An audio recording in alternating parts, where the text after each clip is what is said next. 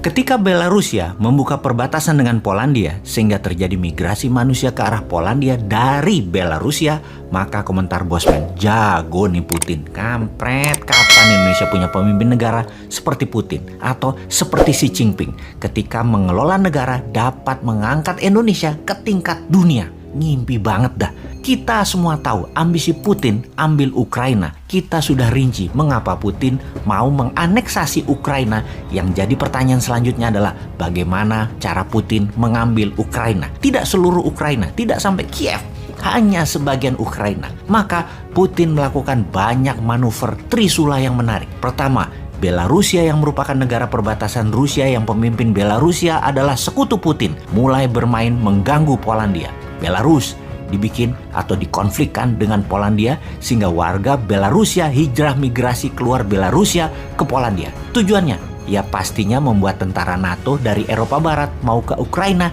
jalan darat jadi nggak bisa. Mau masuk lewat Belarusia ya bakal tidak dikasih karena lagi konflik. Saat ini sekutu NATO hanya Amerika dan Inggris yang stand alone, tidak terpengaruh gas Rusia. Sementara Jerman, Prancis, Spanyol, dan negara Eropa Barat lainnya, energi gasnya bergantung pada Rusia bahkan lebih dari 60%. Efeknya, ketika mereka mau masuk ke Belarusia atau membela Ukraina, diancam oleh Rusia dengan gas Rusia. Sejauh ini, Jerman belum berani dan negara Eropa lainnya tidak berani bergerak ke Ukraina mendukung Inggris dan Amerika karena tekanan gas Nord Stream 1 dan Nord Stream 2 milik Gazprom Rusia dikendalikan mati nyalanya oleh Rusia. Eropa Barat jadi nggak berani bergerak mereka saat ini. Kapal selam Rusia sudah masuk ke Laut Baltik. Militer Rusia jaga di Laut Baltik. Kalau NATO mau masuk hanya bisa lewat udara dengan kapal induk yang ada di posisi Laut Atlantik.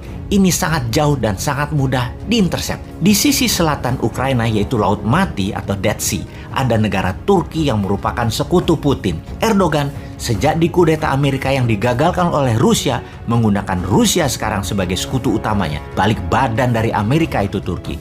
Jadi NATO menyerang Rusia atau Ukraina dari selatan, pasti Turki tidak akan kasih wilayah udaranya ke NATO. NATO hanya bisa masuk dari Gibraltar atau dari Italia yang pasti kejauhan.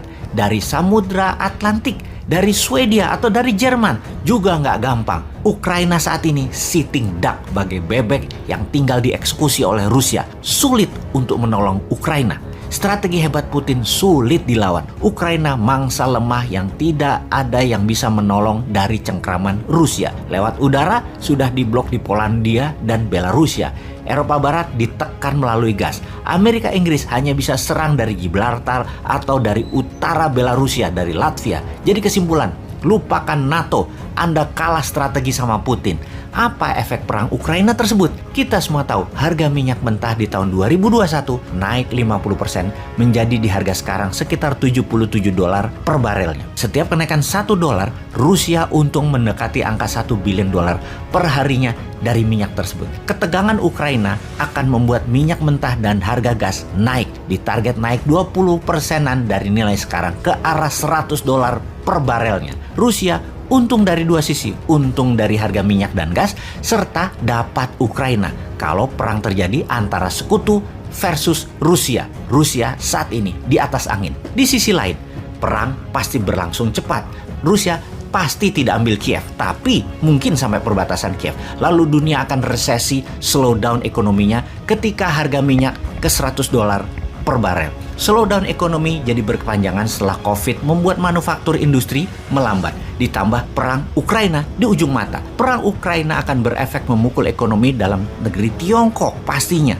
Sebagai negara produsen yang minyak BBM importnya hingga 90% yang semua didapat dari luar Tiongkok. Hal ini yang membuat Xi Jinping makin tidak populer, dan untuk populer Xi Jinping pasti meniru Putin, yaitu bangkitkan nasionalisme dan serbu Taiwan. Kedua perang tersebut sudah diprediksi sejak 2019 dalam kitab Sontoloyo yang berjudul Mardigu Nation.